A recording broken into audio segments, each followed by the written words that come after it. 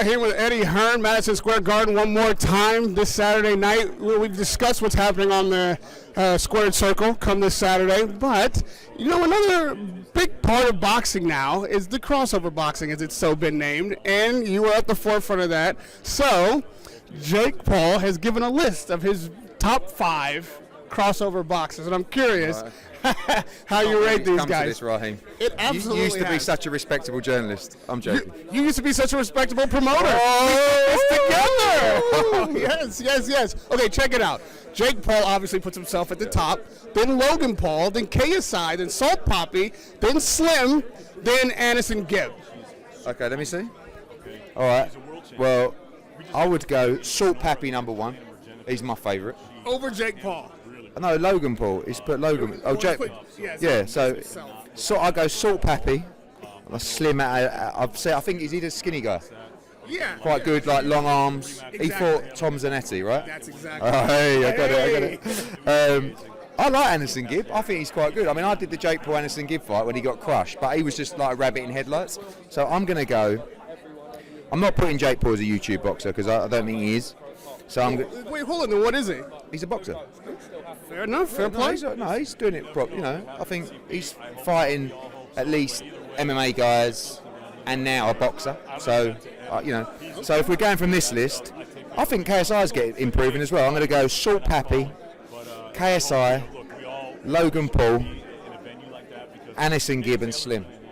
And can we get some proper questions? Yes. After one more proper question. So, if Jake Paul is a proper boxer now, which I think is a credit he would appreciate, does Salt Papi beat him?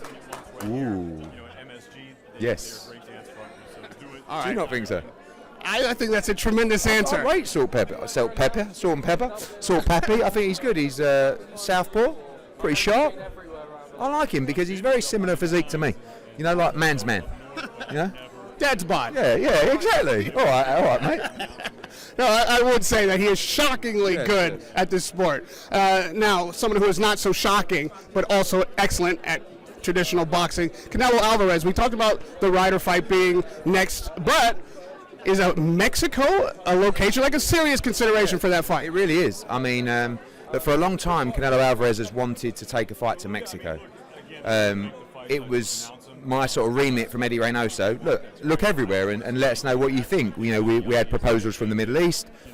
I would have liked to do the fight in the UK. Obviously, there's Vegas that are dying out for a Canelo Alvarez every Cinco de Mayo. There's the SoFi Stadium, which I think would have been fantastic as well. And then there's Mexico. And you know, I think it will be in the USA or Mexico next. It would be unbelievable to do 80,000 in Mexico or however many that number would be, and to bring him home for an undisputed defence. But we'll see. I think we're only maybe a week away from deciding that. And obviously, you know, a lot depends as well on trying to look at the full schedule for Canelo Alvarez for 2023, which is ultimately John Ryder and, in his wishes, Dimitri Bivol. But we shall see. There's been so many Mexican legends, obviously, in the sport, but so few global fights that have happened in Mexico. What is it that determines whether or not you put an event of this magnitude on in that country? So ultimately, you have to take a huge pay cut to do the fight in Mexico, right? You're talking about the gate that can be generated in Las Vegas is double-figure millions, and versus nowhere near that in Mexico, because obviously you have to price it accordingly. You know, Canelo Alvarez would take a huge pay cut to go to Mexico to put on a fight, but let's be honest, he's okay. He's going to survive, and he's very passionate about bringing a fight to Mexico. So I don't think, you know, he's not, in his mind, he's not thinking, oh, I can make, you know, another 5-10 million to go to America. If it works, if the stadium works, if the date works, if the infrastructure works, I'm sure him and Eddie Reynoso would love to do it. It would be historic, but it's a lot of work, but we'd be up for it, and I think it'll be decided soon. Now we'll ping-pong back and forth a little crossover boxing again, if you will. Ngannou obviously freed up. We've seen Tyson Fury challenge him openly.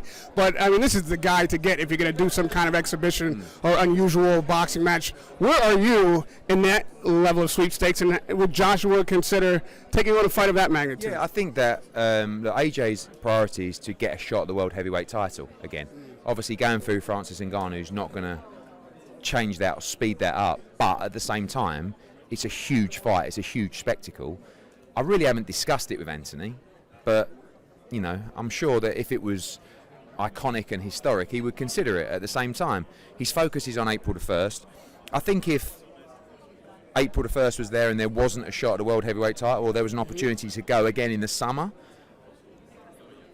do we propose a Francis Ngannou fight? I think it's a massive event. So, I've spoke to Francis. He's made it clear to me he would like to fight Anthony Joshua. I think he'd like to fight Joshua or Fury. I think the Joshua fight's a lot more exciting style-wise. But we'll see. Like I said, it's not it's not something that we've sat down and discussed. But at the end of the day, it would be a huge global event. We've seen MMA guys fail in the boxing ring consistently. Is Ngannou any different? Is this more just like a spectacle fight, or does he have a real shot? I think, one, he can really punch, right? And I think in the heavyweight division, you've got big guys that are trading. There's a lot more drama that could unfold versus a featherweight or a lightweight that might not. And that's why I think the style matchup between Joshua and Ngannou is so much better than the Fury matchup, because the styles will engage, and I think they'll let their hands go. And it's very dangerous, but Ngannou would be a massive underdog against any world-class boxer. But I think he wants to, make that move. He's earned the right. He's the UFC World Heavyweight Champion. He's the baddest man on the planet in mixed martial arts. Fighting Anthony Joshua, 2-time World Heavyweight Champion. We'll see. You think Fury beats him easy?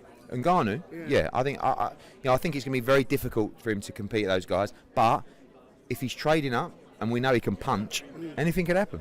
And lastly, Kell Brook obviously has gone through some troubles. He's cited mental health as the challenge that he's trying to hurdle. But also we've seen him doing illicit drugs on camera. Having the relationship that you have any thoughts on really a post-fight type of mentality for a guy like Kell Brook, and the drug abuse? Where does that place in the hurdles that he has to overcome? Well, I think that obviously, personal life and private life is one for Kell Brook and his family to overcome. You need to rely on support from everybody, and I think that in life there's a lot of people that can put on brave faces. They can come out here and you don't know how they're really feeling. Kell Brook can go down the gym now, as he does, walk in, hey guys, how we doing, do a session, but could be miserable as hell.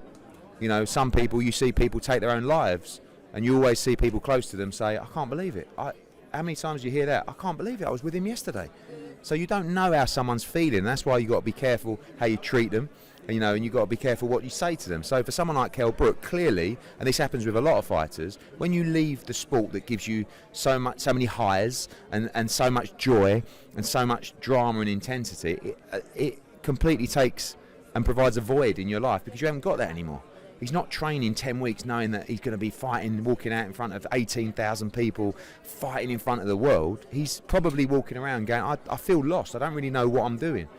Where am I going with my life? I'm 30, whatever he is, 6 or 7, and I don't really know what to do. So people always say, we have to do more to provide options or, structure for ex-fighters. It's very difficult to do that for all ex-fighters. I think like the gyms and the communities around them, that's like their family, their extended family. And I'd like to see Kell back into boxing. You may even see him fight again. But it's we should all support him, and it's a personal thing as well. I feel like everything's very invasive now for people like that. Obviously whoever it was has gone round his house, has sold his. I mean, that's a dog move in itself, but it is what it is. But at the same time, give him the space, give him a pat on the back, support him. Obviously his family are going to be there for him. One thing I said yesterday is, whatever you think of Kell Brook, he's a good guy. He ain't really got a bad bone in his body. He's got a good heart. Sometimes he makes mistakes, sometimes he's got his demons, but he's a good guy. So we wish him all the best. You have so many fighters in your purview. This is going to be something that you have to deal with, ongoing fighters retiring and what happens post. Would you reach out to Kell Brook? I have done. I've reached out to Kell many times. I spoke to his dad last night. We're all there for him. But ultimately as well, at the same time, you have to help yourself, and you have to get help from the people around you and the closest, and you need to want to get help, and you need to want to change, you need to talk about it. As horrible as this whole thing was, perhaps it will help him, and he'll know that he has to pursue that now.